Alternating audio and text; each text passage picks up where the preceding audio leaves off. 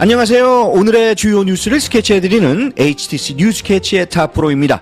6월 25일 수요일 오늘도 거품없이 신속하게 오늘의 미국 뉴스를 스케치해드리겠습니다. 먼저 오늘의 헤드라인입니다. 트럼프 대통령이 추진한 감세 법안은 고소득층에게 혜택이 집중되는 반면 저소득층 복지는 대폭 축소된다는 비판을 받고 있습니다. 나토 32개국이 트럼프 대통령의 요구에 따라 국방비를 GDP의 5%까지 늘리기로 공식 합의했습니다.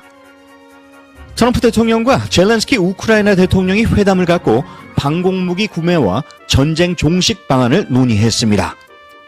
RFK 주니어 보건복지부 장관이 백신 자문위 전원을 교체하고 어린이 백신 접종 일정을 전면 재검토하겠다고 밝혔습니다. 엔비디아 주가가 처음으로 $150를 돌파하며 시가총액 세계 1위 자리를 탈환했습니다. 미국 증시는 기술주 중심으로 상승했고 $1 환율은 1359원에 마감했습니다. 전 세계 곳곳에서 이례적인 폭염이 나타나며 여름이 과거보다 길고 강하게 이어지고 있습니다. FDA 조사 결과 시중 멜라토닌 보충제의 절반 이상이 라벨과 다른 용량을 포함하고 있는 것으로 확인됐습니다. 지금까지 오늘의 헤드라인이었습니다. 오늘도 뉴스캐치를 찾아주셔서 감사드립니다. 오늘 첫 소식입니다. 트럼프 대통령과 공화당이 추진 중인 새로운 세제 개편안, 이른바 One Big Beautiful Bill이 큰 논란을 낳고 있습니다. 고소득층에게는 감세 혜택을, 반면 저소득층에는 복지 축소라는 이중 구조가 드러나는데요. 이아람 기자, 주요 내용부터 전해주시죠. 네, 트럼프 대통령과 공화당은 2017년 시행된 감세 정책을 영구화하는 내용의 법안을 추진 중입니다. 여기에 팁 소득과 초과 근무 수당에 대한 비과세 조항, 아동세액 공제 확대, 그리고 고령자 공제 증액 등의 항목도 포함되어 있습니다. 하지만 문제는 복지 축소 항목입니다. 메디케이드와 에스납, 즉 식량 지원 프로그램 예산이 크게 삭감되며 저소득층은 실질적으로 손해를 보게 됩니다. 그럼 실제로 얼마나 불균형한 결과가 발생하는지 사례를 들어볼 수 있을까요? 네, 대표적인 사례로 연소득 $20,000에 두 자녀를 둔 한부모 가정을 들 수 있습니다. 이 가정은 스납과 메디케이드에 의존하고 있는데요. 이번 법안이 통과될 경우 세금은 약 $750 줄어들지만 복지 혜택이 약 $1,600 이상 줄어듭니다. 결국 연간 $870가량의 손해를 보는 셈입니다. 반면 고소득층에게는 혜택이 집중된다고요? 맞습니다. 고소득층은 2017년 감세 연장의 직접적 수혜자이며 고액 상속 공제 확대, 고소득 구간 세율 유지, 개인사업자 세금 공제 확대 등 다양한 방식으로 혜택을 받습니다. 또 썰트 공제 한도 역시 현행 $10,000에서 $40,000로 상향되어 연소득 $500,000 이하 가구에 유리하게 작용할 예정입니다. 이런 정책 변화가 실제로 복지 시스템에 어떤 영향을 줄까요? 우선 메디케이드 예산 축소로 인해 향후 10년간 최대 1,600만 명이 건강보험을 잃을 수 있다는 분석이 나왔습니다. 또 스납 지원도 연방 예산이 줄어들면서 각 주 정부가 비용을 부담하거나 수혜자를 줄여야 하는 상황에 놓이게 됩니다. 결과적으로 저소득층일수록 직격탄을 맞게 되는 구조입니다. 그렇다면 트럼프 행정부는 이러한 비판에 대해 어떤 입장을 내놓고 있습니까? 트럼프 대통령 측은 이번 법안이 전반적인 경제 성장을 이끌고 중산층에게도 혜택이 돌아갈 것이라고 주장하고 있습니다. 특히 팁과 초과 근무 수당에 대해 비과세를 적용하는 조항을 강조하며 실질 소득 증가를 유도하겠다는 입장입니다. 그러나 전문가들은 이런 조항들이 상대적으로 소득이 낮은 계층에는 효과가 미미하고 오히려 복지 축소로 인한 타격이 훨씬 클 것이라고 우려하고 있습니다. 정치권 반응도 엇갈리고 있겠군요. 그렇습니다. 공화당은 감세를 통한 경기 활성화를 강조하며 법안 통과를 서두르고 있지만 민주당은 이 법안이 부자 감세이자 빈곤층에 대한 일방적 희생을 요구하는 정책이라며 강하게 반발하고 있습니다. 특히 공화당이 사회 안전망을 약화시키면서 국가 부채를 더 늘릴 수 있다는 점에서 재정 건전성도 봄에 오르고 있습니다. 이번 법안이 상원을 통과할 가능성은 어떻게 보입니까?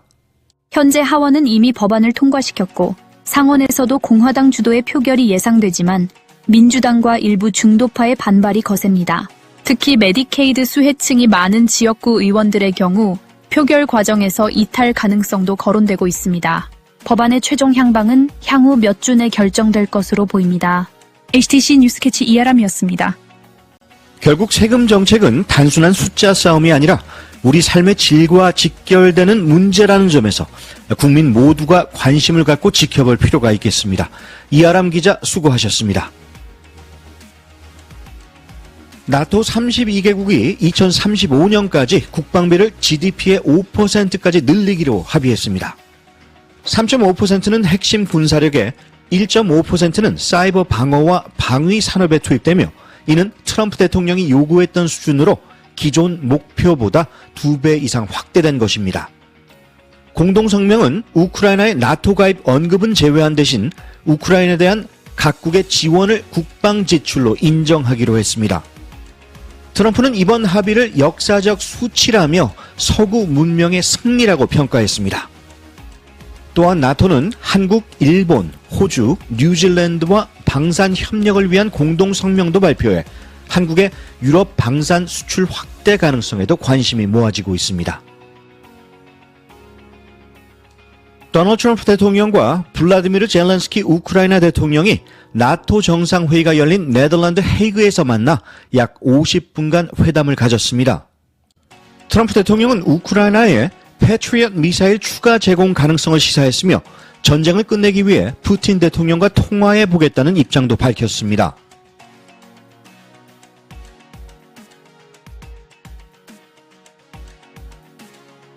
다만 회담에서 휴전 논의 여부를 두고 두 정상의 발언은 엇갈렸습니다.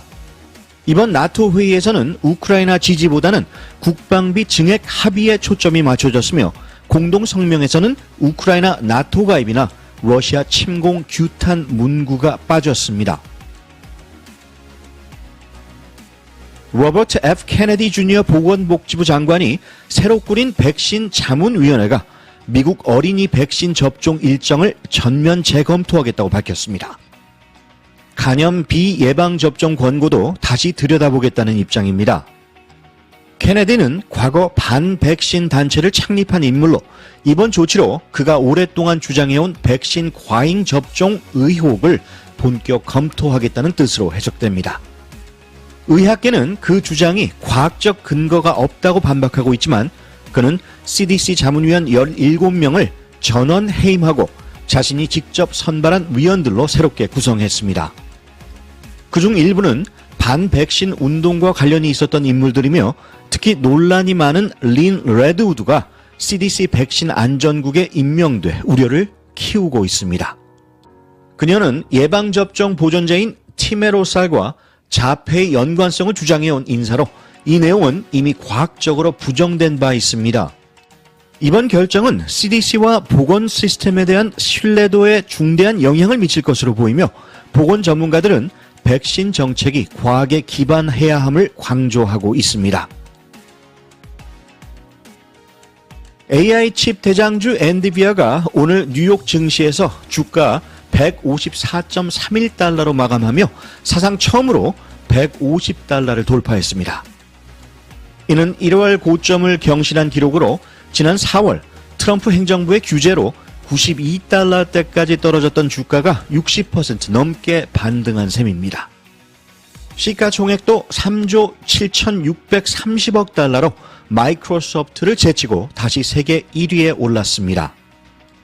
전문가들은 AI 칩 수요 급증과 기술 독점력을 배경으로 NVIDIA 주가가 250달러까지 상승할 수 있다고 내다봤습니다. 이날 AMD, TSMC 등 다른 반도체주도 동반 상승하면서 필라델피아 반도체 지수는 0.95% 오름세로 마감했습니다. 오늘 미국 주요 증시는 대부분 강세를 보였습니다.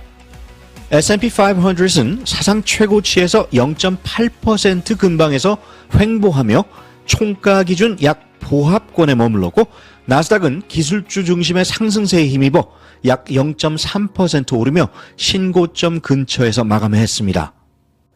반면 다우존스 산업평균지수는 경기 민감주 부진의 영향으로 약 0.2% 106포인트 하락한 42,982선에 마쳤습니다. 원달러 환율은 오늘 1357.7에서 1359.3 구간에서 움직이다가 1359.03 전후로 마감했습니다. 이는 미국 달러의 안정적 흐름과 대내외 리스크 요인이 함께 반영된 결과로 보입니다. 올해 북반구는 아직 여름 초입임에도 불구하고 이미 한여름처럼 뜨거운 기온을 기록하고 있습니다. 캐나다, 미국, 유럽, 아시아까지 지구촌 곳곳이 이른 폭염에 시달리고 있는데요. 유미정 기자, 이번 폭염이 어느 정도나 심각한가요? 네, 이번 폭염은 단순히 뜨거운 날씨를 넘어 여름 자체가 앞당겨지고 길어지고 있다는 과학자들의 경고를 증명하고 있습니다. 토론토는 수영장을 자정까지 운영하고 있고 영국인들은 해변으로 대피 중이며 프랑스는 선풍기를 꺼내고 네덜란드는 야외 공연과 스포츠 이벤트를 취소했습니다. 보통 7월 중순쯤 가장 더운 시기가 시작되는데 이번엔 훨씬 앞당겨졌다고 하죠? 그렇습니다. 메인대학 기후연구소에 따르면 1979-2000년 기준 북방구 평균 기온이 21도를 넘는 가장 더운 시기는 7월 10일부터 약 5주간이었습니다. 그런데 작년엔 무려 6월 13일부터 9월 5일까지 고온이 지속됐고 올해도 이미 6월 중순에 평균 기온 20.91도를 기록했습니다. 이렇게 여름이 일찍 오고 오래가는 현상은 어떤 문제를 일으키게 되나요? 네, 가장 큰 문제는 건강입니다. 특히 고령자나 만성질환 환자, 냉방수단이 부족한 취약계층은 조기 폭염에 더 큰 피해를 입기 쉽습니다. 유럽에서는 지난 20년간 폭염으로 인한 사망률이 30%나 증가했고 미국 EPA 자료에 따르면 폭염은 더 길고 강해졌으며 발생 가능한 기간도 1990년대 50일에서 현재는 70일 이상으로 늘어났습니다. 폭염이 단지 날씨 문제가 아니라 생태계와 농업, 재난과도 연관돼 있다는 지적도 나오고 있죠. 맞습니다. 기온 상승은 작물 생장 시기를 바꾸고 물 부족을 심화시키며 산불 시즌도 앞당기고 있습니다. 예를 들어 그리스 키오스 섬에선 벌써 대형 산불로 비상사태가 선포됐고 스위스 알프스에서는 빙하가 몇 주 빨리 녹기 시작했습니다. 스위스 빙하연구소 측은 2025년 벌써부터 불길하다고 전했습니다. 폭염 현상이 북미와 유럽만의 문제가 아니군요. 네, 일본에선 연일 최고 기온 기록이 깨지고 있고 몽골과 러시아, 중국 서부 도시들도 평년 대비 8도 이상 높은 이상 고온을 겪고 있습니다. 일부 도시는 평년보다 섭씨 15도, 화씨로는 27도 가까이 더웠습니다. 이런 기후변화의 원인으로 과학자들은 어떤 점을 지목하고 있습니까? 전문가들은 명확히 지적하고 있습니다. 바로 인간이 배출해온 이산화탄소 등 온실가스 때문입니다. 산업화 이후 급증한 화석연료 사용으로 대기 중 열이 갇히고 바다도 더 많은 열을 흡수하면서 해수면 온도와 습도 모두 올라가고 있습니다. 이는 더 강한 허리케인과 홍수, 폭염을 부추기는 요소가 됩니다. 지난 10년간 기록된 지구 역사상 가장 더운 해 10개가 모두 최근 10년 안에 포함되어 있다는 점도 이를 입증합니다. 이른 여름 길어진 폭염이 이제 새로운 정상이 된 듯합니다. 네, 영국의 기후 분석팀은 인간 활동이 없었다면 이번 수준의 폭염은 50년에 한 번 정도 있었을 것이라고 밝혔습니다. 하지만 이제는 5년에 한 번꼴로 발생할 수 있다는 게 현실입니다. 기후위기의 현실이 점점 더 빠르고 넓게 강하게 확산되고 있습니다. HTC 뉴스캐치 유미정이었습니다. 더위는 더 이상 계절이 아닌 시대의 경고처럼 다가오고 있습니다. 이상기후를 당연하게 여기기 전에 우리 모두가 다시 한번 생각해 볼 때입니다. 유미정 기자 수고하셨습니다. 미식품의약국 FDA가 시중에 판매 중인 멜라토닌 보충제 110개 제품을 분석한 결과 절반 이상이 라벨에 표기된 용량과 크게 달랐던 것으로 나타났습니다. 특히 아동용으로 판매된 제품 중에는 표기량보다 최대 6배 많은 멜라토닌이 들어있거나 아예 멜라토닌이 거의 없는 제품도 있었습니다. 문제가 된 제품으로는 Zarbee's, Robitussin, Creekside Natural Therapeutics 등이 있었고 웰예와 칼메이보, 넥스디아 제품에서는 멜라토닌이 거의 검출되지 않았습니다. 전문가들은 멜라토닌은 비타민이 아니라 생체 시계를 조절하는 강력한 생리신호 물질이므로 처방약처럼 최소 용량부터 신중히 써야 한다고 지적했습니다. 이번 조사 결과는 FDA가 향후 멜라토닌 보충제 안전성 규제에 나설 수 있는 계기가 될 것으로 보입니다.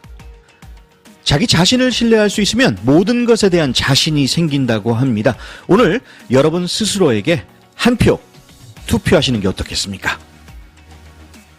뉴스캐치 오늘 소식은 여기까지입니다. 좋은 하루 되시기 바랍니다. 진행의 타프로였습니다.